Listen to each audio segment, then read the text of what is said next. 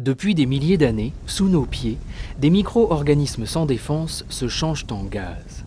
Alors qu'une partie remonte vers la surface, devenant le gaz naturel, l'autre reste coincée entre 2 et 3 000 mètres de profondeur, dans la roche de schiste, c'est-à-dire de l'argile. Ces petites bulles de méthane prisonnières, c'est le gaz de schiste. Un vrai trésor quand le gaz naturel se raréfie et que ses prix s'envolent. Reste à trouver la bonne épuisette pour récolter ces bulles. Dans les années 80, les industriels américains arrivent avec le fracking, ou fracturation hydraulique en français dans le texte.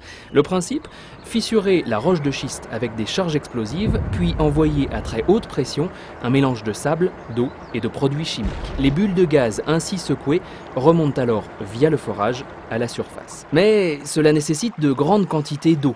Près de 15 millions de litres pour chaque fracturation, ce qui peut se répéter 10 fois sur un seul et même puits. Et malgré la surveillance, le mélange envoyé à haute pression peut parfois s'infiltrer jusqu'aux nappes phréatiques et les polluer. Oui, mais les réserves en gaz de schiste sont considérables, plus de 185 000 milliards de mètres cubes sur tout le globe, notamment en Chine, aux États-Unis et pour l'Europe, en Pologne et en France.